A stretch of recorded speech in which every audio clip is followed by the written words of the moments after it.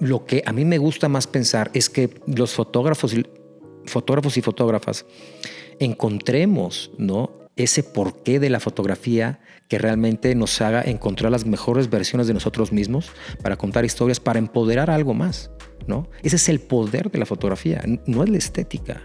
Es lo que puedas hacer sentir aquí adentro a alguien más. National Geographic es una organización sin fin de lucro que se dedica única y exclusivamente a financiar proyectos de investigación, exploración y narrativa. Entonces cualquier persona en el mundo puede aplicar esas becas. Mi definición y mi meta final no es la estética de la imagen, ¿no? Pero para nada. Es fotografiar las historias que hay afuera para hacernos mirar hacia adentro. Entonces mi trabajo es a través de las historias de otras personas que me dan la oportunidad de contarlas, ¿no?, y que ellos mismos las cuentan, y yo simplemente pues, intento capturar con la cámara cómo ilustrar esa historia, ¿no? Es hacer que la audiencia vea hacia adentro.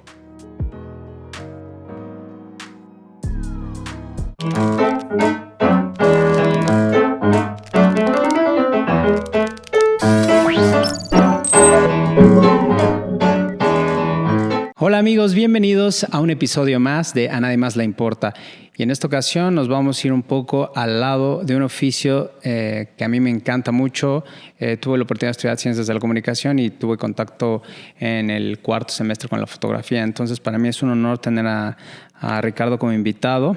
Ricardo Azarcoya es fotógrafo, documentalista y conferencista. Es embajador de la marca Canon, que muchos conocemos, y pues ya lleva una larga trayectoria aquí en Querétaro y también trabajando para National Geographic. ¿Cómo estás, Ricardo?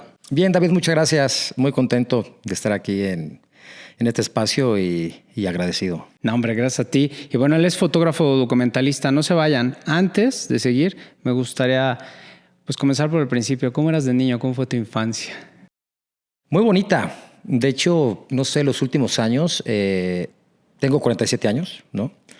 Y tal vez sea por la edad o no sé por qué, pero tal vez los últimos años, 3, 4 años, he estado muy pegado a esa parte de mí de joven, ¿no? No nada más de niño, sino de joven, ¿no? Sí, últimamente como que me ha gustado pensar en toda esta evolución que he tenido, ¿no? No nada más como fotógrafo, sino como ser humano, ¿no? Y también pues me he estado preguntando cómo es que todo esto ha pasado, ¿no? Y para mí una de las respuestas, una de las formas de saberlo es como ir pues estudiando de alguna forma mi pasado, ¿no? Y darme cuenta de todo lo que tuvo que ir pasando sin que tal vez yo me diera cuenta, ¿no? Para que todo este engranaje fuera funcionando y poder pues seguir cumpliendo pues esos sueños del niño de 8 años cuando tuvo su primer cámara, ¿no? Por culpa de mis papás tuve esa primer cámara, una cámara Kodak de plástico, ¿no? Y a partir de eso pues empezó todo, ¿no? Es justo lo que te quería preguntar. ¿Cuál fue tu primer contacto? ¿Fue esta cámara que te regalaron tus papás? Antes de eso la fotografía no estaba ahí. ¿Tu papá, tu mamá, algún tío? Realmente no hay fotógrafos en la familia, pero mi papá, que fue una influencia importante porque él toda su vida trabajó en Televisa. Okay. Él es ingeniero en telecomunicaciones, ¿no? Y digo, ya cuando nos mudamos a Querétaro en 1988, ¿no? Pues mi papá siguió estudiando. Mi papá siempre ha sido un apasionado del conocimiento, ¿no? De las matemáticas, de la astronomía. Entonces él, pues a sus 76 años acabó su doctorado y sigue estudiando y sigue estudiando. Qué buena onda. Entonces él, cuando trabajaba en Televisa, ¿no? Yo recuerdo que en la casa, cuando todavía vivíamos en la Ciudad de México, había cámaras, ¿no? De video, de foto, flashes. Y entonces pues yo jugaba con ellos, ¿no? O sea, no tomaba fotos, pero jugaba con ellos. Entonces como que la cámara siempre fue para mí como una pelota de fútbol para otros niños, ¿no? Entonces, a los 11 años hago un viaje, es un campamento, regreso, me llevo una camarita así de rollo. Mis papás revelan esas fotos y me dicen, oye, pues tienes un buen ojo, felicidades, qué padres fotos. y ahí quedó. Luego nos venimos a Querétaro, ¿no? yo llego a Querétaro en el 88 a quinto de primaria, y de quinto de primaria a la universidad, cero contacto con la fotografía, nada, ni hobby ni nada.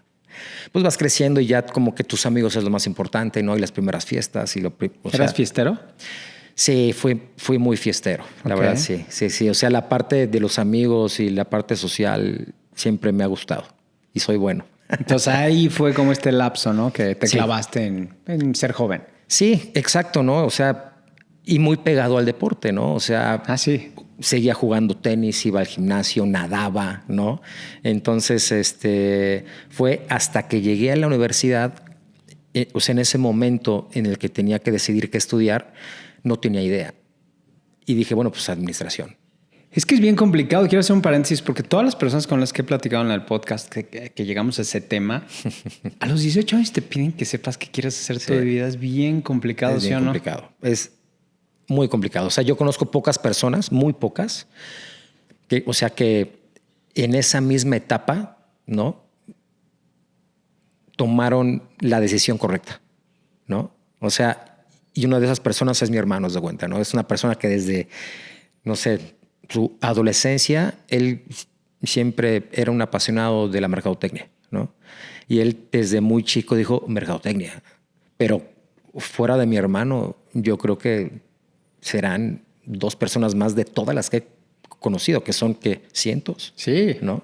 Yo platico que creo que por ahí entre los 23 y los 25 te empieza a caer el 20 y empieza a coincidir también con que se acaba de desarrollar esta precorteza frontal y entonces ya empiezas a ser un adulto como más funcional y más decidido qué es lo que quieres hacer, ¿no? Sí. Toda la etapa anterior pues estás muy verde. Estás muy verde y, por ejemplo, te comentaba de mi papá, ¿no? O sea, el que él haya seguido estudiando su maestría, su doctorado, ya después de que sacó a su familia adelante, etcétera, yo lo vi y dije, es que tendría que ser así. Sí, ¿no? Es hambre. Yo tengo esa hambre ahorita, ¿eh? Tengo un hijo chiquito, pero tengo esa hambre por seguir aprendiendo más cosas. Y mi papá a sus 81 años, acaba de cumplir en julio pasado, ¿no? Sigue dando clases en la UNAM y en la UAC y no sé dónde, y maneja y viene y va. Pero porque sigue encontrando en la ingeniería, en los números, ¿no? Y por decisión propia mucho más consciente, ¿no? Qué hacer y qué no hacer y cómo aplicarlo y cómo compartirlo, ¿no? Entonces sí, yo coincido contigo, es bien complicado tomar una de las decisiones más importantes de tu vida cuando apenas te estás empezando a conocer a ti mismo, ¿no? Porque como adolescente eres castrante, ¿no? O sea, tu identidad es bien complicada, sí, ¿no? A esa edad. Oye, leyendo tu biografía, decides estudiar en la activa, ¿no? Siempre, ¿tú viviste aquí en Querétaro o naciste aquí? Nací en la Ciudad de México. Sí, es cierto, y te viniste para acá. ¿Qué edad fue? Yo nací en 1977 y 1988, o sea, a los 11 años. Wow, era otro Querétaro, ¿no? Era otro Querétaro, sí, o sea, era otro Querétaro. Yo me acuerdo mucho que yo me iba a tomar clases de tenis al Real de Minas, a la Academia de Equiar Tenis, ¿no? Pero Querétaro se acababa en Tejeda.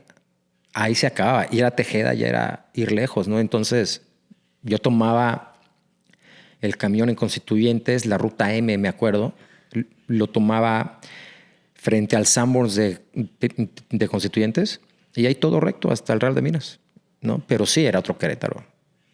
Sí, pues muchos dicen que el Mundial del 86, Querétaro, hasta el estadio estaba fuera de Querétaro. Literal, a pesar que era la carretera, ¿no? Que conocemos. Oye, ¿por qué decidiste estudiar en la activa? Bueno. ¿Cómo fue que dijiste ya? Es una buena historia. Digo, cabe mencionar, ¿no?, que muchas de las cosas que platicaremos, ¿no?, son recuerdos que tengo.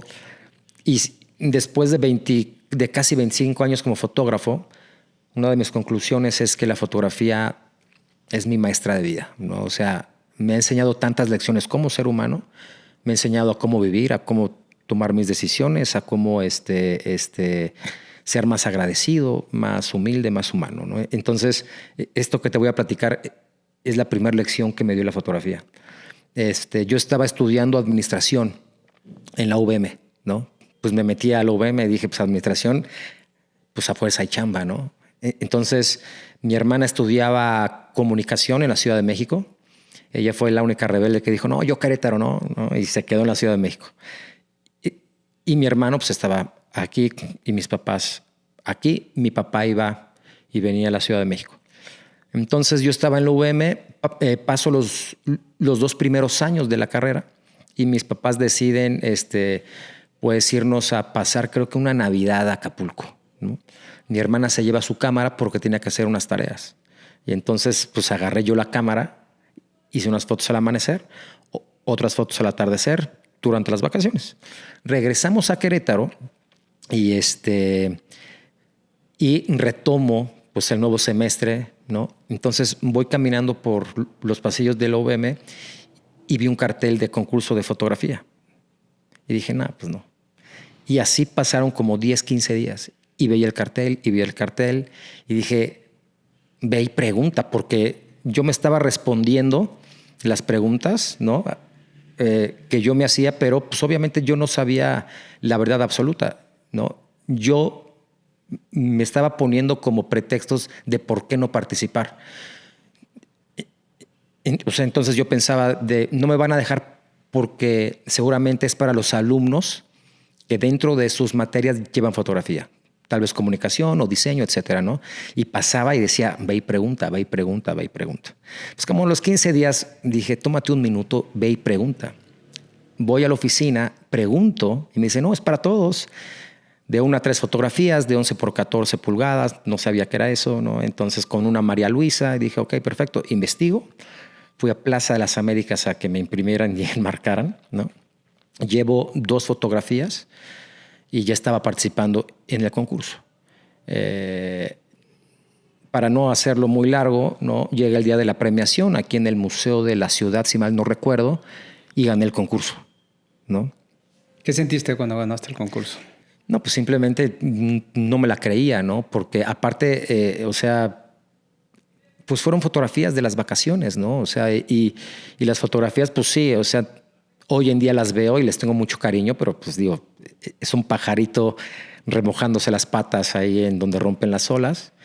Y la otra foto que hice es de mi hermano saltando por un balón de americano en el mar, ¿no? Entonces, o sea, obviamente les tengo mucho cariño. No creo que sean las grandes fotografías, ¿no? Pero al final la gran lección, y, o sea, bueno, por eso fue que fui a la activa. Porque cuando comparto eso con mis hermanos y mis papás, estaban ofendidos. ¿Por qué no nos avisaste? ¿Por qué no fuimos a acompañarte? Y dije, pues es que tú crees que yo iba a pensar que iba a ganar, ¿no? O sea, no. Entonces, ahí fue cuando mi hermana me dijo, oye, Ricky, la activa acaba de abrir en Querétaro, ¿por qué no vas y pides informe? Es una muy buena escuela. Y fui con mi mamá y debo ser muy honesto, nunca fui bueno para la escuela. No porque fuera un mal alumno, sino porque siempre he sido muy, muy distraído, ¿no? Me cuesta trabajo leer. O sea, estoy leyendo y puedo avanzar 60 páginas y no me acuerdo qué leí, porque mi cabeza está pensando en otra cosa, ¿no? Entonces siempre o sea, el estudio me costó mucho trabajo, ¿no? Pero cuando fui a la activa, ¿no? Me dieron el tour por el cuarto oscuro y me metí al cuarto de ampliación blanco y negro, al estudio, y vi los alumnos, el olor a químico. Y dije, wow, esto es increíble. Fue entonces que me metí a estudiar a la activa la carrera, no tomé un apunte y no saqué yo creo que ni un 9, ¿no? O sea, salía perfecto en todo. Y ahí me di cuenta que realmente no se me pegaban las cosas, no porque no tuviera la capacidad, sino porque simplemente no me apasionaba lo que estaba viendo y estudiando, ¿no? Entonces, siempre me fue muy bien en la activa, ¿no? Y ahí empezó esta gran aventura. Pero recuerdo con mucho cariño esta parte que te platicaba, porque realmente la primera lección que me dio la foto fue esa, ¿no? Es todas las preguntas que yo me haga, no tengo yo las respuestas, es simplemente haciendo las cosas, porque meterme a la oficina en la UVM a preguntar si podía participar me tomó un minuto y ese minuto cambió mi vida, ¿no? Entonces la primera lección que me dio la fotografía es nunca te quedes con la duda, porque en un minuto puedes cambiar tu vida. Es muy poderoso, ¿no? Hay una película muy buena que se las recomiendo. No sé si la has visto, que se llama Compramos un zoológico. Es con Matt Damon, Scarlett Johansson. We Bought a Zoo. Es buenísima. Y entonces tiene un hermano mayor, Matt Damon, que siempre lo está bulleando. Y entonces habla mucho esta anécdota que cuentas, es igual, porque le dice, hermano, son 40 segundos que pueden cambiar tu vida. No te preguntes si sí o no, simplemente hazlo. Claro. ¿No? Y es eso que estás diciendo, exactamente, porque me imagino que veías pasar el cartel y decías, no, tu cabeza, y fuiste y dejaste ir esta parte de tu voz interior y decir, va. Y entonces empiezas en la activa y de ahí ya no paraste. Y de ahí ya no paré, o sea, yo empecé la activa, creo que si mal no recuerdo, en 1999, por ahí, o en el 2000. Y desde ese momento lo único que he hecho es fotografía, ¿no? O sea, no he hecho nada más. Y ha sido como una gran decisión, una gran aventura, ¿no? Y digo, espero que el cuerpo me dé muchos años más, ¿no? Para seguir en esto. Oye, ¿es un oficio? Tú estudiaste la carrera, pero ¿es un oficio o es una carrera? Híjole, es que yo creo que pueden ser ambos, ¿no? O sea, porque yo creo que pues, el tomar fotografías, o sea, para mí ya te hace un fotógrafo, porque es la actividad, ¿no? No, pero tal vez yo creo que antes sí podría ser más una carrera, porque era mucho más difícil ser fotógrafo antes, ¿no? No era tan barato, ¿no? Sí, o sea, yo me acuerdo mucho cuando estudiaba fotografía, ¿no? O sea, el gasto era considerable, ¿no? Porque tienes que estar todas las semanas comprando papel para las ampliadoras que no era nada barato y, o sea, si era papel de fibra mucho más caro, ¿no? Y tenías que comprar rollos y tenías que revelar y tenías que hacer muchas cosas, ¿no? Entonces, ahorita obviamente con los teléfonos celulares y, o sea, podemos capturar de otra forma que era impensable tal vez antes, ¿no? Pero sí, o sea, yo lo que siempre recomiendo es que sí lo estudien. Si realmente te quieres dedicar a esto, no es que sí lo estudies. Inclusive con gente más joven, ¿no? Que les interesa ser fotógrafo, pero también creador de contenido, pero entonces no saben en dónde pararse. Le digo, métete a estudiar, ¿no? O sea, yo sé que hay muchas herramientas hoy en día que te pueden ayudar. Y en YouTube hay muchas cosas que puedes aprender, pero creo que no hay nada como sentarte con un especialista frente a frente como estamos tú y yo, ¿no? Y preguntarle las dudas que tengas, ¿no? Y ver de primera mano cómo es que esa persona está haciendo, no sé, el retoque a la imagen o revelando una fotografía en Photoshop o en Lightroom, ¿no? O sea, estúdienlo, ¿no? Y si lo estudias, creo yo, es porque te apasiona y quieres un resultado poco a poco, ¿no? O sea, cuando te das el tiempo de estudiar algo, creo que es porque realmente quieres ir a la profundidad de un mundo que no conoces, ¿no? Y si no, quieres un resultado rápido. ¿Qué opinas de esta transición que a ti te tocó, a mí también, de análogo a digital? Me encanta. ¿Y cómo la viviste tú? Me encanta y fíjate que ese sí también me dio un golpe fuerte porque yo tenía una cámara, una Canon XS de rollo muy normalita la cámara, ¿no? Sí, con autofoco y todo, pero de las básicas. Y como te decía, el deporte siempre me había gustado y en algún momento en mi carrera pensé que el deporte era mi gran pretexto con la fotografía. Que me podía hacer un fotógrafo de deporte para viajar por todo el mundo y meterme a los estadios sin tener que pagar un ticket. Claro. Ver el fútbol así más cerca que todos, el tenis, ¿no? Y que me pagaran y que me publicaran. Dije, wow, ese es el sueño, ¿no? Y entonces empecé a hacer deporte. Aquí, gallos blancos, ¿no? Hice tenis para la Federación Mexicana de Tenis, hice salto, equitación, hice muchas cosas, ¿no? Y un año me invitaron, bueno, más bien me mandaron la convocatoria del concurso nacional de fotografía deportiva organizado por la CONADE. Creo que eso fue 2004. Okay. Haz de cuenta que yo me gradué de la activa 2002. 2004 me meto a ese concurso y mandé una fotografía hecha con rollo de un nadador de un triatlón. Entonces, o sea, su rostro respirando y las gotas y la muela y todo, o sea, muy bien, o sea, ese momento. Entonces mando esa foto y me dieron la mención honorífica. Yo estaba feliz porque yo estaba compitiendo contra los fotógrafos de prensa de todo el país, ¿no? O sea, contra el Esto, Record, o sea, todos, ¿no? Voy a la CONADE a un desayuno que hicieron para darnos los premios y mi sueño era trabajar en All Sport, una agencia que ya tenía oficinas en México, la más grande de deporte en ese tiempo. Y el director de All Sport México había ganado 3er lugar. Y dije, ahorita. Entonces voy, me acerco con él. Oye, fíjate, pues acabo de ganar la mención honorífica y me encantaría una oportunidad, ¿no? O sea, apenas me acabo de graduar. Y lo primero que me preguntó fue, ¿qué cámara tienes?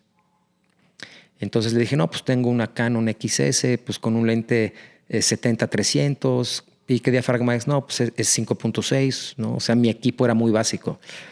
Y prácticamente me dijo, no.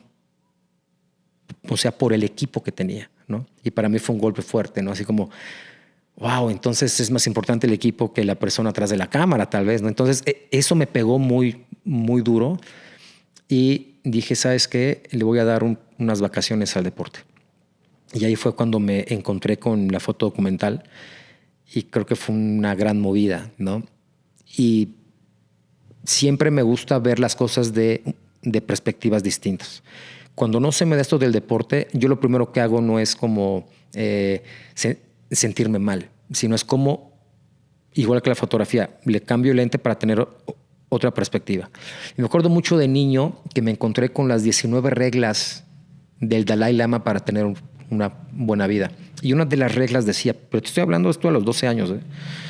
Y esa regla decía, o sea, cuando realmente lo intentas y pones toda tu intención y tu capacidad para lograr algo y no lo logras, puede ser un gran golpe de suerte. Entonces yo había hecho todo para convertirme en un fotógrafo de deporte, todo. Estaba el premio, estaban las imágenes, estaba todo. Y esa situación, ¿no? Me hizo voltear hacia otro lado, sin victimizarme, ¿no? Fue simplemente la decisión de una persona, ¿no? Y tal vez si hubiera sido otra persona, capaz que sí me dan esa oportunidad, ¿no? No me tocaba y dije, perfecto, seguramente hay algo mejor, ¿no? Pero sí es un hecho, la fotografía deportiva, si nos fijamos, sí traen un equipo que es carísimo y que necesita cierta apertura, mucha velocidad y cuesta muchísimo dinero. Es una realidad. Mucho dinero. Y ahí, para responder la pregunta, ¿no? Ese fue el salto de lo análogo a lo digital. Porque una de las cuestiones que él me dijo es que es así como, a ver, yo no te voy a prestar un equipo y no puedes estar fotografiando con rollo, ¿no? Entonces fue así como, ups. Fue el salto, ¿no? A lo más mediato. Necesito moverme para voltear ya mi equipo a digital. Lo conseguí hacer, creo que en el 2005 más o menos, ¿no? En el Liverpool, aquí, que nos abrieron hace muchos años. Y todavía me acuerdo, después de tantos años, o sea, casi 20 años, yo me acuerdo que fui a sacar la tarjeta de crédito de Liverpool, nada más para comprar una cámara digital, la más barata de Canon, la Rebel, una cámara gris, ¿no? Ahí, de 6 megapíxeles. ¡Wow!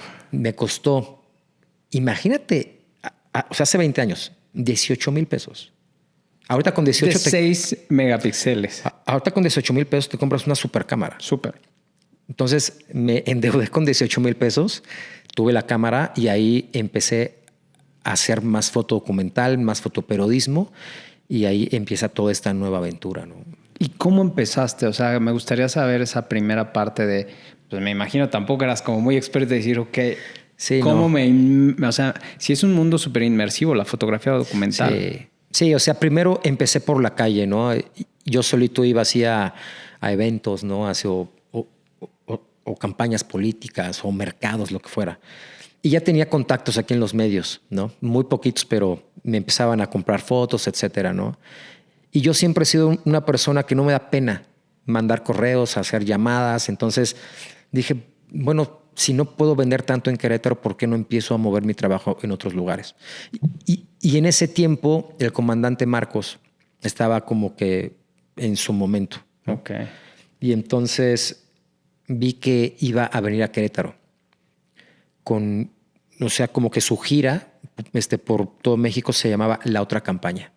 Y entonces me contacté con una agencia de Canadá, no sé por qué, Y me dijeron, oye, pues nos interesa que nos cubras eso. Entonces estuve tras el subcomandante en Querétaro y San Juan del Río y varios lugares. ¿Y hablaste con la gente de él, me imagino que, o no? Para No, estar. ¿Tú yo iba desde donde podía. Ah, ok. Desde Perfecto. donde podía tomar fotos y la gente. Como y todo, stalker, ¿no? Ándale, como un paparazzo, como un fotoperiodista, pero sin acreditación, ¿no? Ok. Y ahí empecé. Y entonces ahí me encantó el contacto con la gente, me encantó el escuchar sus historias, que eso para mí fue lo más importante. El por qué estaban ahí. Y eso le dio mucho más sentido a la fotografía, ¿no? Entonces ahí fue cuando en el 2005 muere Juan Pablo II y junto con otros amigos de la Activa estábamos iniciando como una agencia que, pues que cubría todo, fotoperiodismo y moda y todo, ¿no? Entonces cuando muere Juan Pablo II, pues hacemos el esfuerzo y yo me voy, ¿no? Entonces pues me prestan cámaras y me prestan pilas y me prestan mi hermano dinero y todo, ¿no? Y gracias a que me fui a documentar el funeral de Juan Pablo II, regreso a Querétaro, hago una exposición. La exposición pegó demasiado, ¿no? Aparte, pues México es totalmente... Tema universal y aparte un momento histórico. Histórico, ¿no? Y un papa generacional en el segundo país más católico del mundo, ¿no? Entonces, la exposición llamó mucho la atención y ahí fue cuando Canon vio mi trabajo, se acercó conmigo y me dijo, oye, pues, ¿quieres colaborar con nosotros? Y empezaba así como a dar una clasecita muy básica de foto. Y en el 2009 fue ahí que me invitaron a ser embajador. Pero una vez más, si me voy para atrás y empiezo a analizar todo esto que ha pasado, ¿no? Es como, oye, ¿cómo le hago para ser embajador de Canon? Simplemente sigue trabajando, o sea, sigue haciendo las cosas, ¿no? Inviértele, ¿no? O sea, te aventaste y dijiste, sabes que mi lectura sobre tu proceso es mucho instinto y lo hacías. No te detenías y a ver a dónde paraba y esta recompensa sorpresa, ¿no? A veces de, wow, ¿en serio? Y es que es eso, ¿no? O sea, porque tienes que hacer las cosas, ¿no? Y todas esas preguntas que me hacías, que cómo otros fotógrafos pueden viajar por el mundo y cómo tienen esas cámaras tan caras y yo no tengo ni para echarle gasolina al carro, ¿no? Y aprendí a cambiar esa conversación y no atormentarme de algo que pues, no tenía tanto control. Mi único control era, sigue trabajando, sigue haciendo tus cosas, en algún momento algo va a pasar, pero si no tengo esas imágenes para mostrar, ¿qué voy a hacer? ¿No? Entonces vieron esas imágenes de Juan Pablo II y mi carrera se revolucionó, pero, o sea... Ahí fue cuando despegaste. A 1000%. Ahí es tu primer punto de quiebre. Ahí fue, pum, ¿no? Oye, y antes de ese primer punto de quiebre, cuando ya Ricardo despega, ¿hay alguna fase medio turbia? Me refiero así que digas, híjole, ¿querías tirar la toalla o algo así o no? Nunca. Una vez que ya arrancaste dijiste, de aquí soy. Sí. Nací para hacer esto, vamos. Sí, porque disfrutaba todos los procesos, ¿eh? O sea, realmente nunca me preocupó tanto ni siquiera el dinero, ni cómo le voy a hacer. Digo, también debo aceptar que me tocó una familia increíble, ¿no? Entonces, mis papás nunca era de, a ver, pues te pones a hacer lana porque aquí se necesita lana, ¿no? O sea, siempre me apoyaron, digo, no nada más a mí, a todos, ¿no? Entonces, nunca hubo esa presión. Aun cuando en la casa no hubiera tanto dinero, siempre la prioridad de mis papás fueron sus hijos, su educación, ¿no? Yo me acuerdo mucho que mis papás siempre nos dijeron, a ver, son 3, no va a haber carros, no va a haber casas, sino va a haber terrenos. El dinero se va a ir en su educación. Si quieren estudiar 2 carreras, dense. Si quieres estudiar en tal universidad, dale. ¿Quieres libros? Dale. ¿Quieres viajes? Dale. No hay carros. ¿Quieres vacaciones? Tú te las pagas, etcétera. Entonces, prácticamente, pues yo tengo 2 carreras, administración y fotografía. Mi hermana tiene 2 carreras, cinematografía y comunicación. Mi hermano sí dijo, pues yo sí me voy a pasar de lanza, pero sí quiero pues, estudiar en el TEC, ¿no? Digo, hablando de dinero, pues es, o sea, es caro, ¿no?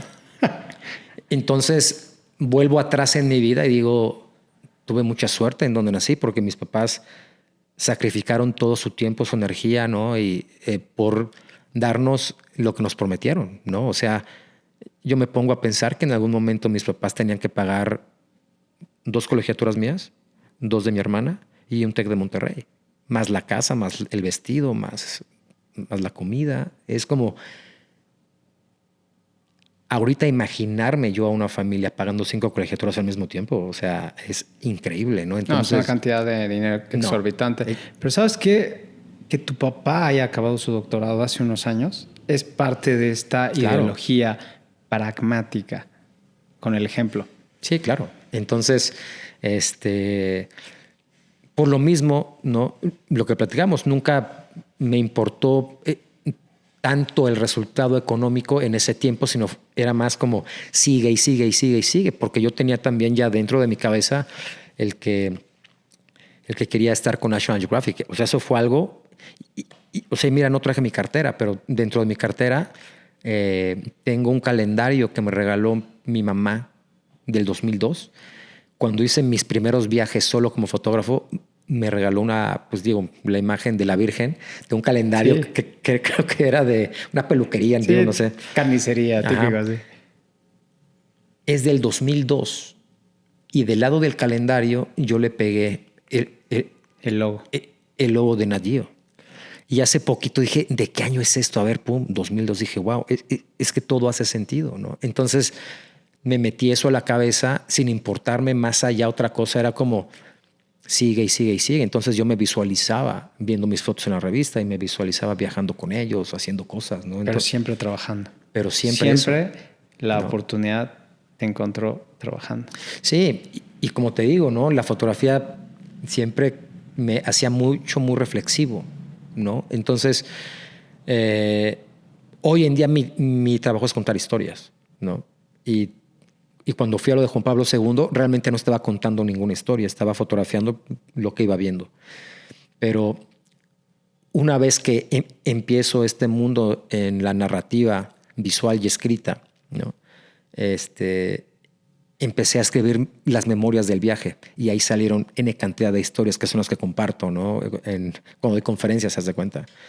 Entonces, lo que he aprendido de la fotografía, al menos yo, es que mi definición y mi meta final no es la estética de la imagen, ¿no?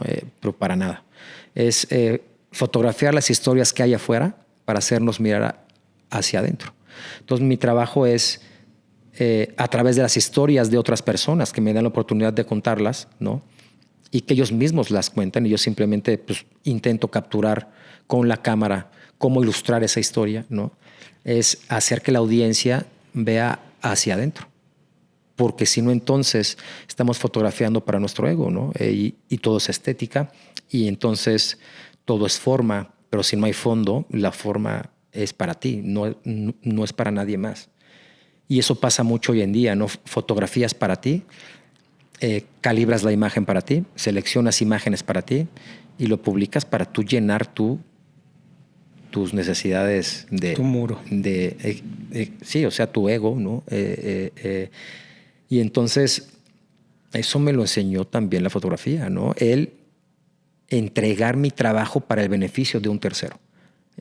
Y es por eso que las historias que hago y los proyectos que hago, prácticamente, gracias a Dios, los puedo seleccionar a partir de a quién vamos a apoyar, qué impacto va a tener esto, ¿no? Porque hoy en día la estética es lo que menos me importa, porque al final una gran historia es lo que empodera las imágenes. Porque tú puedes tener una imagen fuera de foco y vibrada, pero si ese edificio que está fuera de foco y vibrado y una persona de la tercera edad caminando que se ve con un paraguas, me estoy inventando la imagen, sí. Y de repente ese edificio lo tiran, ¿no? Esa imagen ya tiene otro sentido, porque esa imagen ahora es histórica. Y tal vez alguien diga, la persona que siempre pasaba a esa hora con el paraguas era la mamá de mi mamá, la bisabuela que nunca conocí. Da mucho significado para esa persona, ¿no? Entonces yo por eso siempre digo, para mí es difícil encontrar fotos malas, más bien hay mal uso de la imagen. Porque una foto que técnicamente está mal puede ser una gran fotografía si le encuentras un uso, ¿no? Porque si no, todo es estética.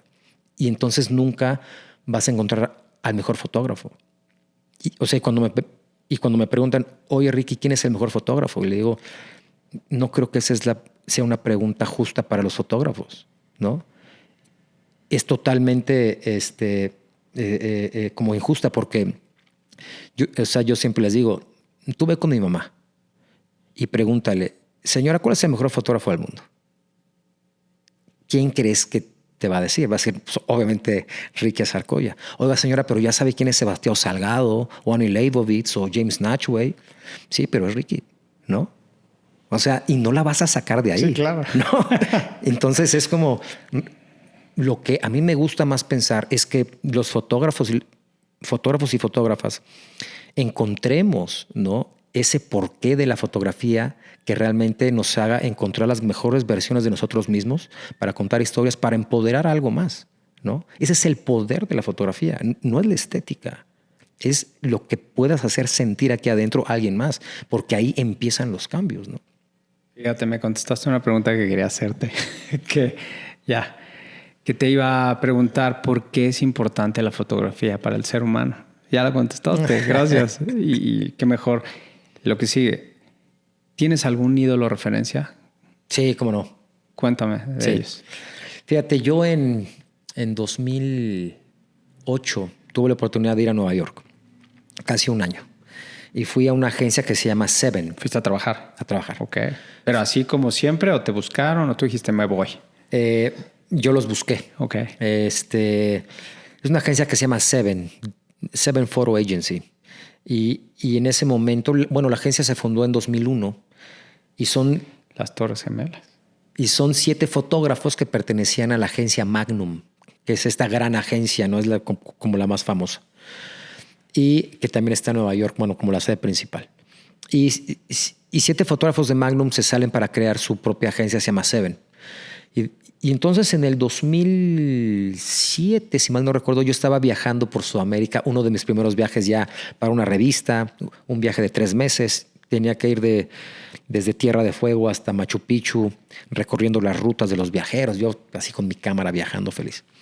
Y en ese tiempo yo ya sabía de esta agencia y empezaba a ver el trabajo de James Natchway, ¿no? Y su trabajo me voló la cabeza. O sea, nunca he visto un trabajo tan... o sea, por el tema no es bonito, pero sus imágenes, es impresionante la capacidad que tiene, ¿no? Para capturar imágenes, ¿no?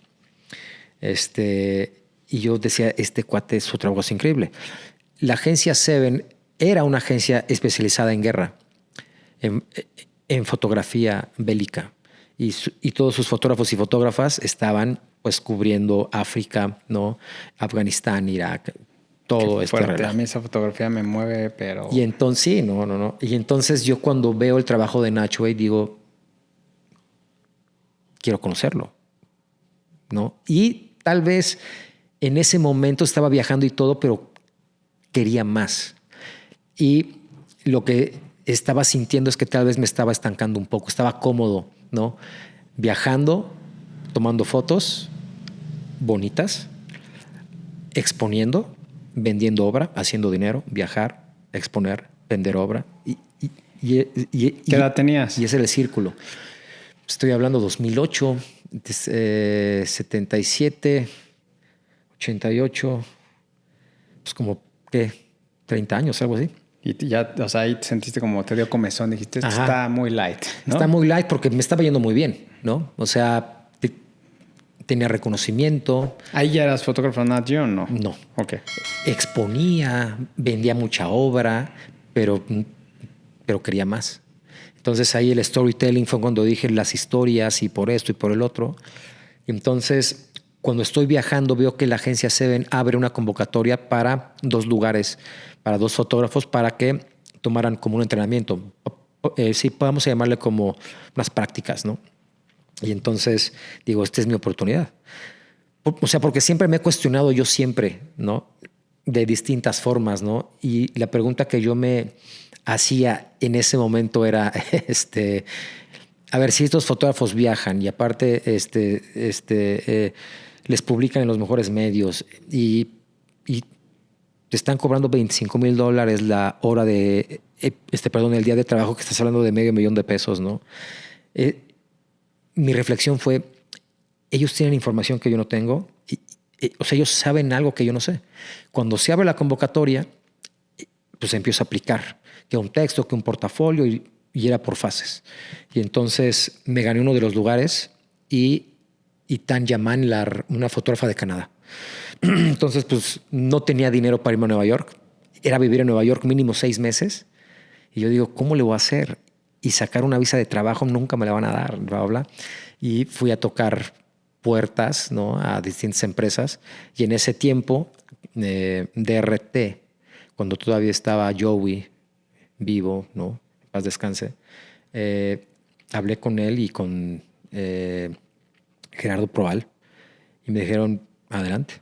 Y ellos fueron las personas que me apoyaron mucho en esa transición en mi carrera, porque mis exposiciones principalmente las empezaba en la galería DRT en el centro. Okay. ¿No? Entonces ellos me dijeron, pues ¿cuánto necesitas? No, pues yo hice cuentas para mi comida, esto y esto. Me dijeron, ten el dinero. Y eso fue el segundo quiebre de mi carrera como fotógrafo. Porque cuando voy ahí y estoy viendo todos los días la mejor fotografía del mundo, así como, ¿qué es esto? ¿No? Y ver a mis ídolos y platicar con ellos. Y hoy en día son mis amigos, ¿no? Entonces, y algo que aprendí ahí, así que me voló la cabeza, ¿no? Es el poder, ¿no? De la imagen y el poder de la educación visual. Porque yo pensé que me iban a mandar inmediatamente a cubrir algo, ¿no? Y lo primero que me hicieron fue, ok, Enrique, trae tu cámara mañana. Y yo, a fuerza, ya me van a mandar a hacer algo. Voy al siguiente día con mi cámara y me dicen, no vas a tomar ni una fotografía, ¿no? Este es tu escritorio, aquí está tu computadora, nos vas a ayudar a organizar el archivo de la agencia. Tienes que escribir captions o pie de fotos y tienes que ir como por temas y hoy son hashtags, antes eran keywords, ¿no? Para organizar el archivo de la agencia, porque estos fotógrafos todo lo tienen en rollo y estamos escaneando, y aparte llegan imágenes de Afganistán, de Irak, de África, de Europa, no sé qué, ¿no? De los fotógrafos activos. Entonces yo estuve por 4 meses, todos los días, 8 horas diarias, pasando una foto por una, escribiendo las captions, etcétera, ¿no? Y llega un día, al principio no me gustaban las fotos, yo decía, pero ¿por qué son buenas estas fotos? ¿Por qué estos cuadros son los mejores del mundo? ¿No? Y estoy en Nueva York y entonces viendo fotos 8 horas diarias, ¿no? Entonces, al principio no me gustaban las fotos y no entendía, y pasaba tal vez Steven, el director de la agencia, oye, Steven, ¿y esta foto por qué fue buena? ¿Por qué se publicó en Time Magazine? Por esto y por esto y por esto. Y de repente me empezaban a gustar las fotos. Y entraba algún otro fotógrafo y decía, oye, a ver, pero ¿por qué esta imagen? Y me decían, es que tu puntuario más importante a partir de ahorita es el centro para hacer esto, etcétera, etcétera.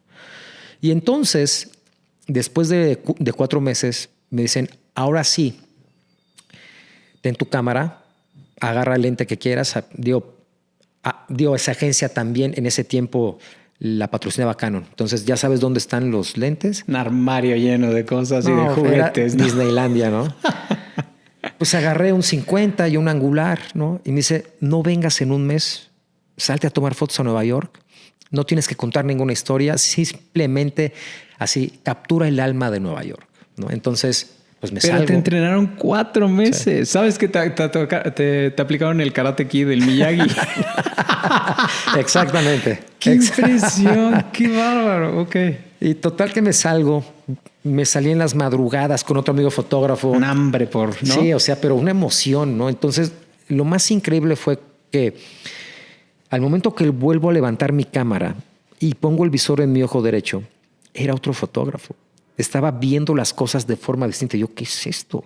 Entonces ya me gustaba que me estrobaran las cosas, cuando antes yo quería imágenes muy limpias, ¿no? Entonces dije, ¿qué es esto? Entonces hago las fotos en un mes, regreso a la agencia y me dicen, vamos a verlas. Y yo sí, examen, ¿no? Las empiezan a pasar. Y fue increíble lo que pasó, porque decían, mira, esa foto puede ser un James Natchway. Mira, esa foto puede ser un John Steinmeier. Mira, esa foto puede ser un Lindsay Adaro. Y yo, ¿what? ¿Qué pasó?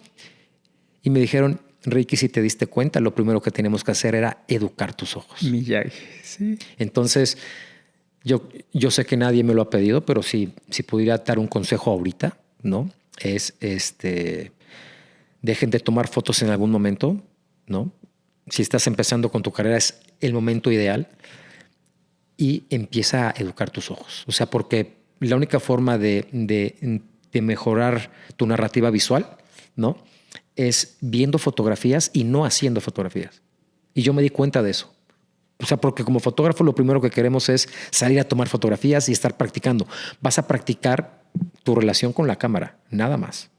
Pero tienes que ver muchas fotografías para empezar a influenciar tu cerebro y tus ojos con otras formas de fotografiar. Educación visual. Y eso te va a llevar a desarrollar tu propio estilo, ¿no? Entonces fue un antes y un después de mi fotografía. Fue así como, ¿qué estaba haciendo? ¿No? Wow. Pero, paréntesis ahí, vean lo que costó para Ricardo todo este proceso, hacer una solicitud, concursar y pelear ese lugar con varios. O sea, siempre hay trabajo ahí y luego tuvo que vivir este proceso de pues estar en la banca, pero ellos sabían muy bien que tenían que hacer ese proceso de educar tu ojo y luego te sueltan después de haberte dado ese training y tú solito viste como, wow, ¿qué estoy haciendo? Sí, ¿no? claro. Ese proceso no se lo puede saltar nadie. Nadie. Sí, no, y es eso, ¿no? Porque es lo que te digo, la foto me ha hecho muy reflexiva y cuando voy viendo, bueno, platicando contigo todo esto, puedes sacar muchas lecciones de vida, demasiadas, ¿no? Entonces, me encanta la fotografía porque es eso, me permite viajar dentro de mí mismo, ¿no? Y darme cuenta de que la vida puede ser tan fácil o difícil como tú la quieras hacer, ¿no? Y de todas maneras, si no me hubieran dado esa oportunidad, ¿no? Seguramente algo más iba a pasar, ¿no? Pero el chiste es no parar, ¿no? Me encanta, me quedo con varias lecciones. Ahorita, hasta el momento de esta plática, cambiar la óptica también. Sí, claro. Como un lente, así es la vida. O sea, hay ciertas situaciones que nos ponen y si seguimos con el mismo lente, de ahí no vamos a pasar y vamos a seguir trabados. Sí, sí, o sea, y es eso, ¿no? La foto, hay una frase muy bonita que o sea, creo que queda mejor en inglés que en español, pero prácticamente dice que la vida es como la fotografía. Tienes que empezar con los negativos para luego pasarlos a positivos. O sea, esa es la foto análoga, ¿no? Todo empieza a partir de un negativo bien expuesto. Proceso. Y es un proceso para acabar en algo positivo, que es la imagen que ya vemos que está impresa en positivo, ¿no? Y lo de los lentes es lo mismo, ¿no? O sea, una de las claves como fotógrafo es nunca estar satisfecho con la primera fotografía que hago, aunque crea que esta es la correcta y estoy utilizando un 50 milímetros, ¿no? Cambio el lente a un angular, ¿no? No me quita nada cambiar la perspectiva, ¿no? Y buscar siempre la perspectiva más amigable, ¿no? Para mí mismo y para los demás, ¿no? Entonces, sí, todo lo que me ha pasado ha sido muy, muy reflexivo, ¿no? O sea, pero esta anécdota de Nueva York es increíble porque ahí fue una educación visual, así con estos grandes maestros, ¿no? Y te digo, hasta la fecha estoy en contacto con ellos, son mis amigos. Muchos han venido a Querétaro a dar talleres conmigo, ¿no? Y es increíble pensar, ¿no? Que lo que quise hacer y me propuse, pues pasó, ¿no? Y eso era consecuencia de lo que tú decías, ¿no? De no ver para atrás, ¿no? De no sentirte así como, es que es muy difícil, ¿no? Pues no puedo. No, sí, no puedo. Y o sea, realmente no fue tan difícil. Fue simplemente ponerme a escribir, mandar la solicitud, ahora un portafolio. Y luego creo que nos dieron una semana para fotografiar algo nuevo. Y pues es hacerlo, ¿no? O sea, nada más, nada más. Oye, y quisiera entrar antes de que me platiques lo de Nat Geo, el Fotofest. ¿Qué pasó con el Fotofest? Cuéntanos.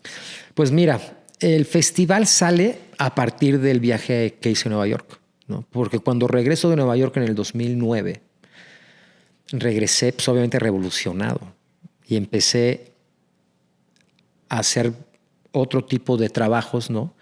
Y me estaba yendo muy bien como fotógrafo. Pero estaba como atormentándome a mí mismo porque decía, es que esto que aprendí allá, yo que soy fotógrafo, no he visto esa oferta académica en ningún lugar. O sea, es bien difícil aprender esto en México o en Latinoamérica. Tengo que hacer algo para compartir esta información. Y ahí empezó la idea del festival. De ahí nace la idea del festival. Entonces me voy un día a tomar un café con un amigo, de mis mejores amigos, Jesuri, y él siempre es un especialista en logística, en producción y logística. O sea, él hace eventos corporativos y de Estado, ¿no? Convenciones, ferias, lo que quieras, te monta, te desmonta, lo que quieras. Y entonces me siento con él y le digo, a ver, acabo de regresar de acá, tengo el contacto de estas personas, ¿no? Y de muchas más. Hay que hacer algo. O sea, que hacemos un taller, un rally fotográfico. O sea, hay que traerlos para que lo que a mí me pasó le pueda pasar a alguien más. O sea, si es bien complicado ir, entre comillas, ¿por qué no mejor los traemos? Oye, pues no está mal, ¿por qué se te ocurre? Empezamos con un rally fotográfico. No, como que no tenía sentido. Y acabamos con un festival, ¿no? En donde hubiera educación gratuita, concurso gratuito, exposiciones gratuitas, todo para empoderar a los fotógrafos y a la gente, público general que le guste la fotografía. Y ahí fue en Nueva York cuando estaba con esta agencia que conocí a varias personas de National Geographic. Y ahí fue cuando empiezo esta relación con ellos y el primer Photofest, que fue 2012. Entonces ya empezamos, pero con lo mejor, porque estaba la agencia Seven, estaba National Geographic, estaba fotógrafos mexicanos, bueno, nada más el maestro Álvarez Bravo, ¿no? El padre de la fotografía en México. Entonces empezamos con contenidos muy potentes. Entonces el festival llamó la atención muy rápido, ¿no? De medios nacionales e internacionales. Es como, pero ¿por qué Seven y National Geographic y tales están juntos? ¿En dónde? ¿En Querétaro? ¿Dónde queda eso, no? Yo recuerdo haber ido y hicieron una maravilla el festival. Todo, sí. La verdad. Y el festival tuvo un buen impacto en muchos estudiantes. Recibimos muchos correos de jóvenes que decían, pues yo me había salido de estudiar, pero vi la historia de biología y ahora quiero estudiar biología en la UAC. Y otro, no, pues yo de la Ciudad de México, me salí de mi casa hace poquito, mis papás, me peleé, así, drama de telenovela, pero vi la historia de la exposición de estos arqueólogos y voy a regresar a estudiar arqueología, ¿no? El poder de la foto, de esas imágenes. Claro. Entonces nosotros dijimos, tenemos que seguir haciendo esto, ¿no? Pero vuelvo a lo mismo. Si hubiera sido nada más la imagen sin todo el contexto, el impacto no hubiera sido el mismo. No. Entonces, el festival tuvo ese poder, ¿no? Lo hicimos del 2012 al 2015, o sea, 4 ediciones seguidas. Luego interrumpimos un poco. 2019 hicimos San Miguel de Allende. Se vino pandemia. 2022. 2023 me junté con Jesús y dijimos, oye, como que tenemos ganas ya, ¿no? Le dije, sí, como que ya lo extraño. Entonces, justamente ahorita estamos viendo la posibilidad de poderlo hacer otra vez en Querétaro para el siguiente año, ¿no? Qué maravilla. Entonces, y aparte, pues ya con tantos años podemos tener una cantidad de fotógrafos, de fotógrafas, y principalmente eso, ¿no? O sea, el platicar, por ejemplo, con tantos exploradores de National Geographic, ¿no? Me ha abierto la puerta a muchas cosas, ¿no? Tanto personalmente como a darme cuenta de lo maravilloso que es el mundo y el cuerpo humano y la mente humana, ¿no? Es increíble lo que estas personas, que no todos somos fotógrafos con National Geographic, hay muchos científicos que son exploradores, pero platicar con ellos para mí es una explosión en el cerebro. Y te platico una anécdota muy rápida. La primera vez que me senté con exploradores de National Geographic fue, o sea, pero bien, ¿no? Y yo ya como explorador fue en el 2018.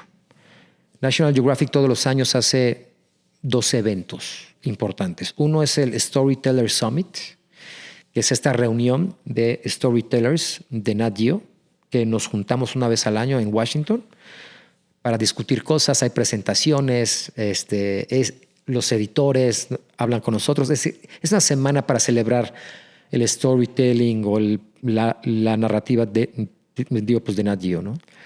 Esto es pura imagen, escritores, videastas, es increíble. Y a mitad de año, O sea, este primero se hace a principios de año. Y a mitad de año se hace el Festival de Exploradores, igual, en Washington, en donde van exploradores de cualquier disciplina. Igual hay presentaciones, entrega de reconocimientos, una semana increíble. Pero somos muchos exploradores en todo el mundo. Yo creo que debemos ser ahorita unos 3,000, pero pues activos menos, ¿no? Y entonces en 2018, National Geographic se le ocurre hacer el primer festival de exploradores fuera de Washington y lo hace en la Ciudad de México. Nada más para exploradores latinos. Ah, ok. Entonces invitan a 27 exploradores. Yo fui uno de ellos. Entonces eran 26 exploradores que no conocía y yo. Llegamos a México y duermo la primera noche, bajamos a desayunar todos y yo no tenía idea de quién era nadie.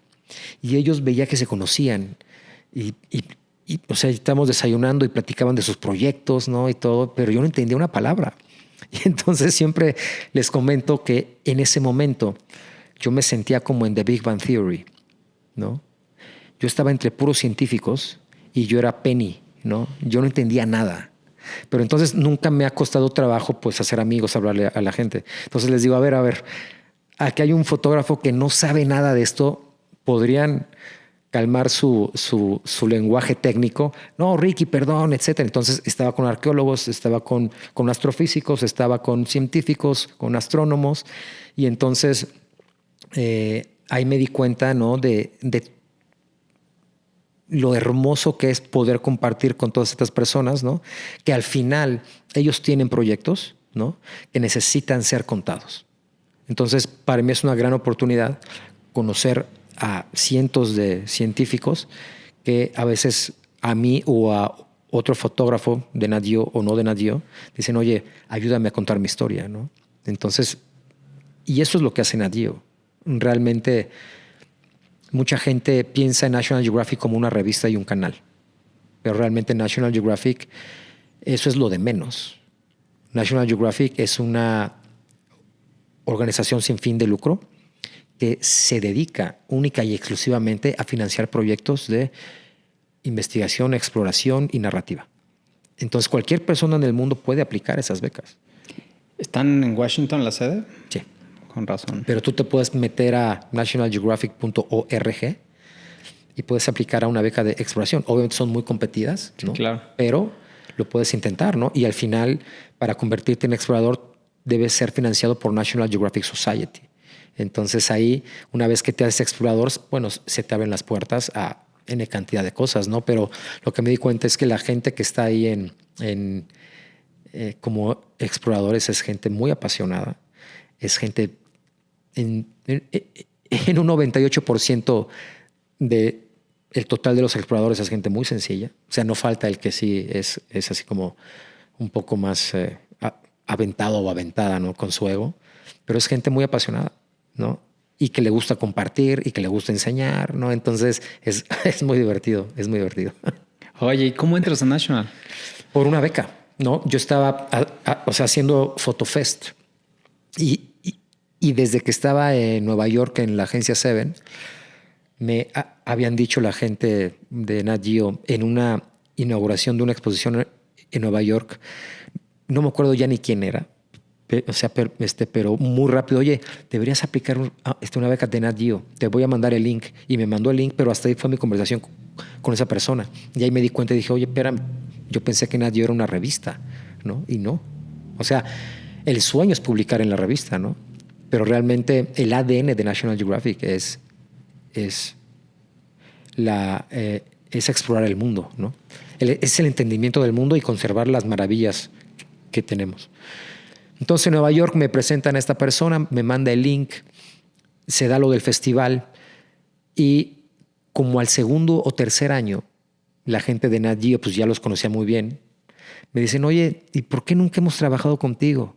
Y yo, ¿y por qué nunca hemos visto una fotografía tuya en tu festival? Y digo, es que sí, yo organizo el festival con Resuri, pero se me hace muy abusivo yo exponer mi trabajo en mi festival. Este es un espacio, digo, para los demás, ¿no? O para el que quiera, ¿no? Entonces me dicen, ¿sabes qué? Estas son las fechas, aplica aplica, por favor, aplica. Entonces apliqué. Más adelante, porque, o sea, tenía ya como una agenda muy llena. En esos años del festival estaba sin tiempo y no quería quemar ese cartucho, ¿no? Así como pues, escribirlo rápido por escribirlo rápido. Digo, no vamos a descubrir el hilo negro, ¿no? Pero la clave muchas veces de concursos, becas, es la redacción. Y tener también una gran idea, ¿no? como proyecto. Y me tomé el tiempo de escribirlo con calma cuando sentía que era el momento adecuado, ¿no? Y tuve la suerte, ¿no? De que pues, apliqué y me la dieron a la primera, ¿no? Que es difícil que te den a la primera. Home run. ¿No? Entonces, pues ahí fue otro quiebre, ¿no? Y a partir del 2016, que fue cuando me hice explorador, prácticamente mi agenda al 80% es de nativo, ¿no? O sea, conferencias y talleres y asignaciones, ¿no? Y se cumplió el sueño del 2002 de la cartera, ¿no? Está cañón, está cañón. Oye, ¿y publicaste un libro? Estoy en proceso de... Bueno, he publicado libros, sí, ¿no? Pero han sido más como proyectos no tan personales. Ok. ¿No? Entonces formas parte de ellos. Sí. Okay. Formo como parte de ellos. Me invitan a hacer libros, ¿no? Pero nunca ha sido algo mío. Y celebrando estos 25 años el próximo año, justamente estoy escribiendo el texto ahorita de un libro que quiero hacer. Hace muchos años que no hago una exposición aquí en Querétaro y quiero hacer una exposición como una retrospectiva de mi trabajo junto con un libro, platicando todas estas anécdotas, ¿no? No voy a hablar de los proyectos en sí, o sea, de las fotos que van a ver, como si estuve en la selva del Darién capturando jaguares para ponerles un collar satelital, o si estaba fotografiando las guacamayas aquí en la Sierra Gorda, o si estaba con los mineros de mercurio, ¿no? Lo que quiero es platicar todas las enseñanzas de vida que me ha dejado la fotografía, algunos ejemplos que compartimos, ¿no? Pues también para que me conozcan desde ese lado. O sea, es algo muy íntimo y creo que es algo que creo que le puede servir a alguien, ¿no? O sea, y no estoy intentando decir que hay sabiduría en lo que estoy escribiendo, ¿no? Pero creo que las historias de todos nosotros son inspiradoras para alguien más, ¿no? Yo por eso siempre digo que todos debemos escribir el libro de nuestra vida, ¿no? O sea, no hace falta el que estés con allí o no, o que tenga resultados así como tan marqueteros, ¿no? O no, pero creo que la vida de cualquier persona puede ser inspiración o puede dar solución o un respiro a alguien más. Entonces creo que tengo mucho que compartir desde ese ángulo, ¿no? Cómo la fotografía me fue moldeando y cómo me va haciendo hasta donde creo yo una mejor persona, ¿no? Y a través de todos estos proyectos, ¿no? Y pues obviamente pues hablaré de mis miedos, hablaré de cómo lo resolví, de qué pensaba, qué no pensaba, ¿no? Hasta este punto, ¿no? Y al final, pues es eso, me ha hecho tan reflexivo, ¿no? Que yo simplemente lo que intento es ser una persona equilibrada, ¿no? Y no hacer mal, o sea, simplemente tomar mis decisiones para el bien común y no el bien personal, ¿no? Y ese libro va a tratar de eso. No tiene título, estoy seleccionando las historias, escribiendo cosas así que de repente se me vienen a la cabeza, ¿no? Y si todo sale bien, pues el siguiente año estaremos pues sacando el libro con una exposición, ¿no? Y pues para compartir estos 25 años que han sido increíbles. Siempre hay que celebrar, ¿no? Siempre hay que celebrar. Es una muy buena carrera y trayectoria la que llevas. Oye, Ricky, y pues, ¿cómo es? Porque me imagino que en algunas expediciones no la has pasado tan bien. Cuéntame una mala y una buena, así como de peligrosa, algo que digas, ¡ay, en la madre! Pues fíjate que malas realmente no. O sea, ni una. Nunca he tenido así algo... O sea, más allá del peligro que de repente te temblan las piernas, ¿no? O sea, pero mala en el sentido de que el equipo se peleó y o alguien se descalabró. O sea, no, nada. Nunca, gracias a Dios, ha pasado algo. ¿Alguna que el equipo falló y llevas repuesto y todo? Nada. Se me ha tronado equipo al primer día y tengo que jugarle al ingeniero y abro ahí el lente y le acomodo y le pongo ahí una madera y aunque sea en manual, ¿no? Pero sí me ha tocado. Se me han roto equipo. Te pongo un ejemplo. Estábamos en Península Mitre, que es como prácticamente el último pedazo de tierra antes de la Antártida. Estábamos ahí con biólogos argentinos que querían fotografiar las colonias más australes de lobos marinos. Nunca se habían fotografiado y nunca se les había hecho un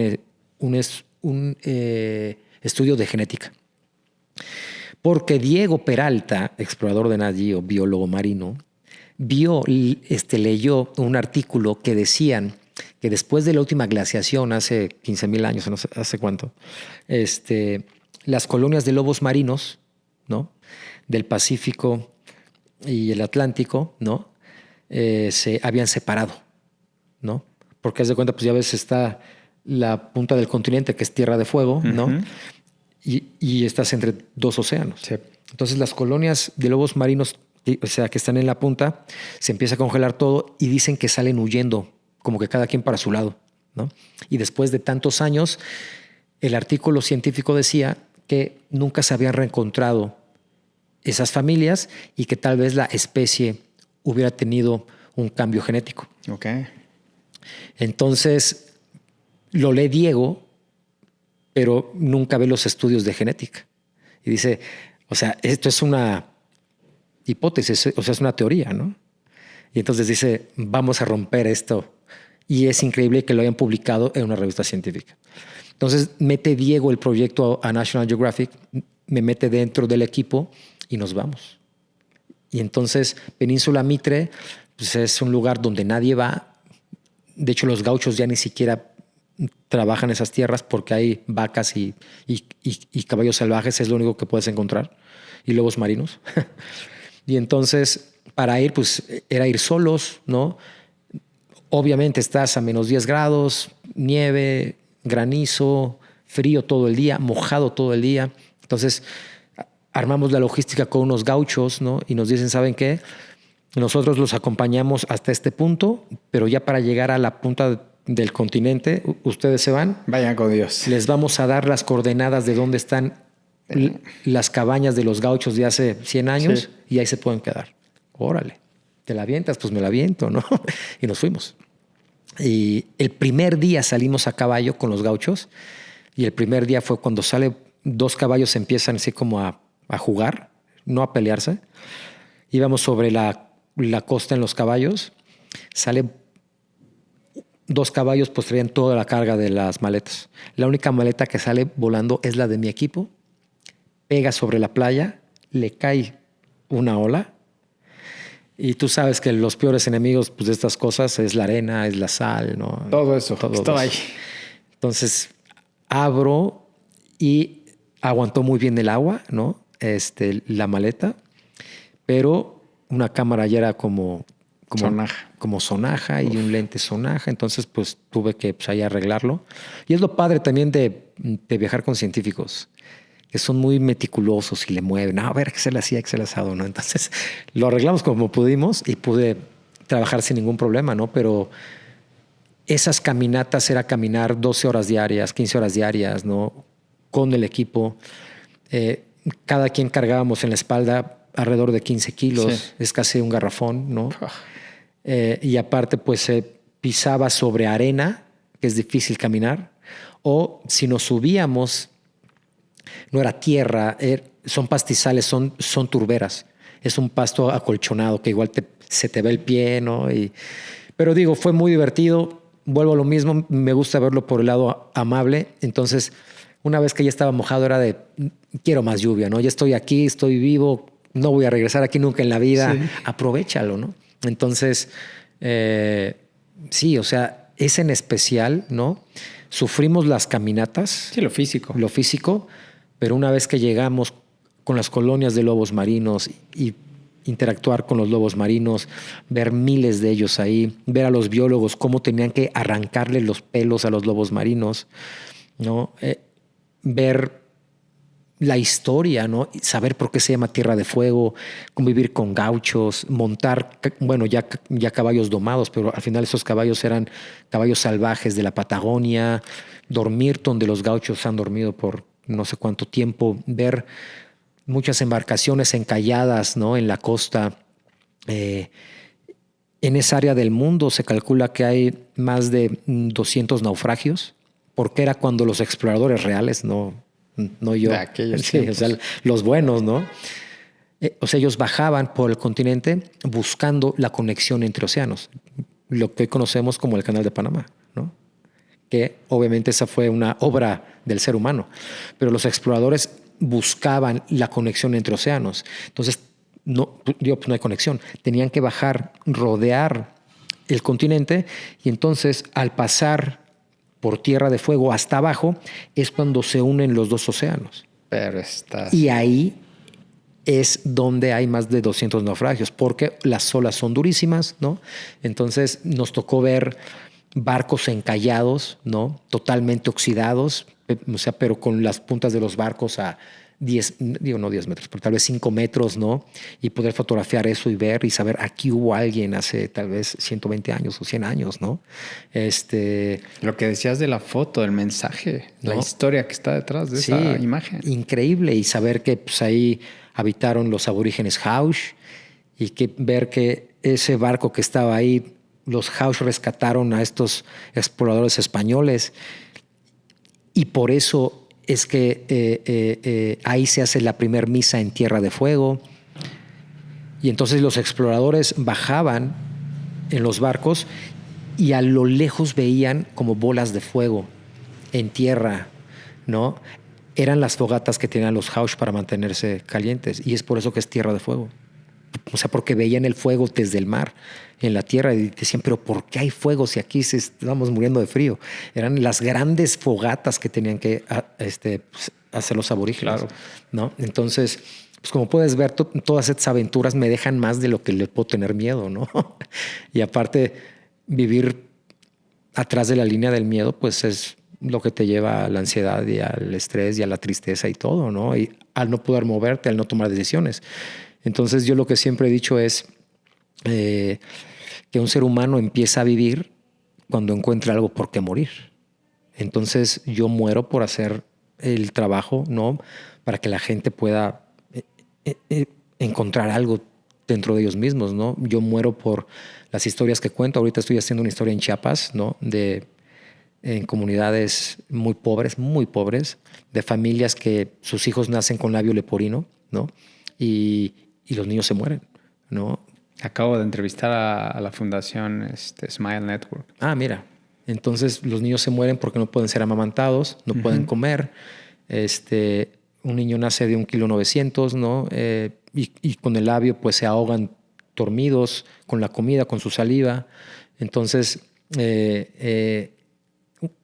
una de las grandes preguntas que hago yo a mis amigos cuando empezamos a filosofar, ¿no? O a platicar así, es, a ver, si tú quitas de la fórmula a tus papás, tus hermanos, tu novio, la novia, el esposo, tus hijos, lo que sea, ¿no? O sea, lo que amas incondicionalmente. No porque tengas que, pero es tu círculo. Tu primer círculo. Ajá. Si quitas de la fórmula, o sea, a esas personas, ¿por qué más darías la vida? ¿No? Y muy pocas personas dan una respuesta, ¿no? Por el prójimo. Y es por eso, ¿no? Yo doy la vida por contar las historias de estas personas que sé que les van a ayudar.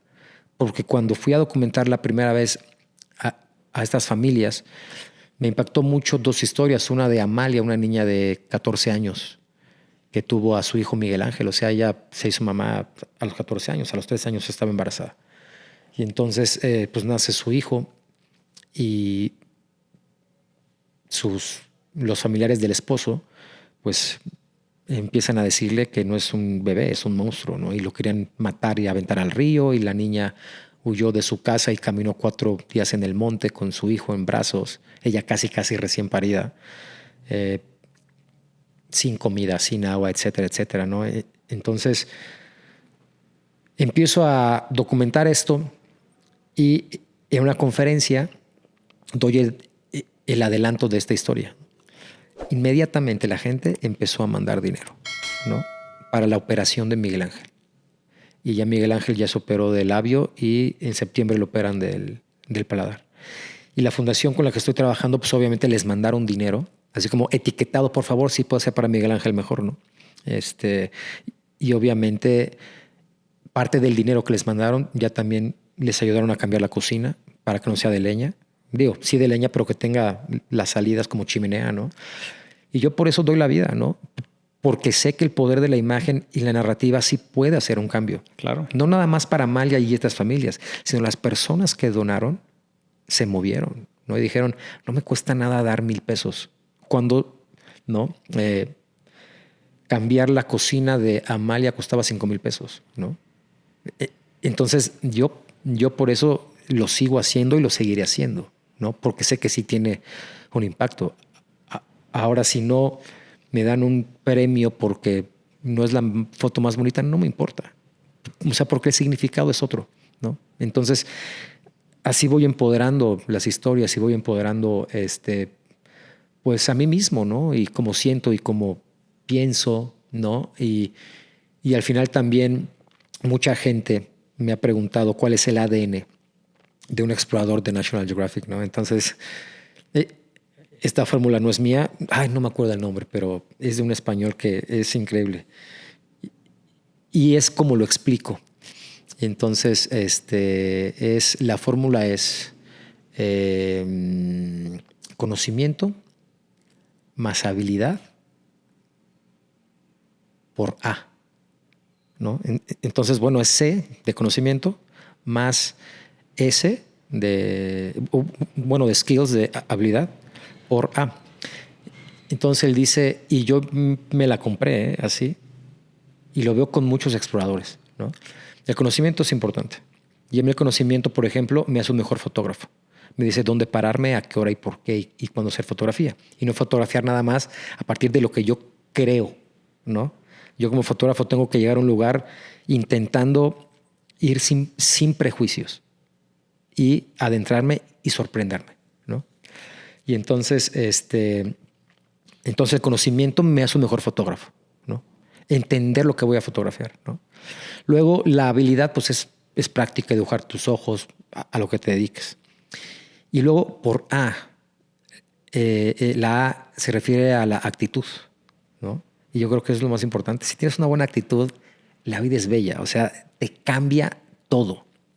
Cambias tu realidad, en serio, por simplemente buscar ese ángulo a partir de una buena actitud, ¿no? Porque yo conozco fotógrafos y fotógrafas que tienen un talento para ver increíble, pero nadie quiere trabajar con ellos.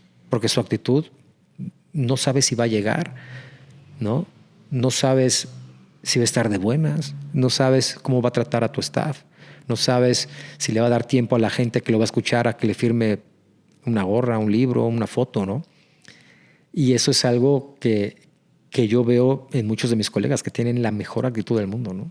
Y es algo que, digo, pues que también me gusta compartir, ¿no? Es como, es más fácil ir con una buena actitud en la vida, ¿no? Que con una mala, ¿no? O sea, claro. es una cuestión, digo, para mí muy sencilla, ¿no? O sea, es como sonríele a la vida. El mejor maquillaje dicen que es una sonrisa, Sí, ¿no? claro. ¿Dónde te ves dentro de 15, 20 años? Sí, y fíjate que es algo que me he estado preguntando cada vez más porque ya voy para 50 años, ¿no? Entonces es como, bueno, ¿y qué voy a hacer? Porque en 20 ya tengo 70, O sea... Pasa rápido. Sí. Parece que no, sí. pero sí. Sí, en 20 voy a tener 67. Pero sí, yo siempre me imagino tomando fotos, ¿no? Igual y, como te decía, no, tal vez ya no para publicarlas o lo que sea, pero hacer proyectos como a largo plazo, con calma. Me encantaría hacer cosas análogas otra vez. Ya tengo ahí lista una Hasselblad de medio formato, ¿no? Me encantaría hacer retratos. Es algo que no hago muy seguido. Pero tal vez, sí, pues dedicarle 5 o 10 años a hacer retratos de gente interesante y saber un poquito su historia y simplemente pues, tal vez hacer un libro, ¿no? Pero también me veo mucho dando clases, compartiendo todas aventuras y experiencias, ya sea dando talleres o, ¿por qué no, en alguna universidad o institución, dando clases, ¿no? Me encantaría. Sí, retirarme hasta cierto punto, ¿no? Así, compartiendo, ¿no? Y pues a ver qué pasa, ¿no? Pero si el cuerpo me sigue dando, yo feliz de seguir viajando y seguir yendo a la sierra, a la montaña o al país que me digan, ¿no? Y por eso intento pues, hacer ejercicio, ¿no? Lo más que puedo. Muy bien. Un último mensaje para la gente joven. Pues nada, ¿no? Pues nada más decirles que digo que, o sea, estos 25 años como fotógrafo, lo que más me han dejado es eso, ¿no? Es como encontrar ese propósito en tu vida más allá de las recompensas rápidas, ¿no? Porque al final te vas dando cuenta que sí, pues el dinero es necesario, o sea, sí lo es. Pero luego te das cuenta que, o sea, que aun cuando lo tienes, ¿no? Si por dentro no estás equilibrado, ¿no? Y si tú solito te atormentas con tus propias pláticas, ¿no? Pues no importa cuánto dinero tengas, ¿no? Entonces, que encuentren su voz, o sea, su voz más honesta, que se hablen bien a ellos mismos, ¿no? Y que sean apasionados, ¿no? Y que no se dejen cuando alguien les diga que no, ¿no? Es como, bueno, ¿y qué más hay, no? Y es como la reflexión esta del río, ¿no? O sea, o como decía Bruce Lee, ¿no? O sea, que tenemos que ser agua, ¿no? Y yo me pongo a pensar en eso y digo, claro, o sea, un río nunca ve para atrás, nunca cambia su cauce, ¿no? Y va siempre hacia adelante, no importa que haya una piedra, una rama, se la lleva, ¿no? Y al final ese río se convierte en algo más grande, ¿no? Se convierte en parte de un océano. Entonces es eso, es siempre que vayan para adelante, no volteen para atrás, ¿no? Para convertirse en algo más grande, ¿no? Pero todo creo que empieza a partir de tu construcción interna. Entonces creo que los invito a que sean más introspectivos, ¿no? Y que todo es un proceso. Un proceso y que es lo más divertido. Muy bien, pues muchas gracias por esta charla, Ricky. De verdad fue un placer escuchar tu historia, compartirla con toda la audiencia. Y bueno, gracias a ustedes por su tiempo. Suscríbanse, síganos, es muy importante para que este proyecto siga en YouTube, en Spotify. Y otra vez, gracias, Ricky, de verdad. Gracias, David. Ojalá me invites para cuando lances tu libro. Sí. Igual Fotofest, yo pendiente de tu trabajo. Gracias, aquí estamos al pendiente. En verdad ha sido un placer esta charla y conocer tu trabajo, que en serio es una gran anécdota de vida. Gracias. Te felicito. Gracias, muchas gracias. Hasta luego.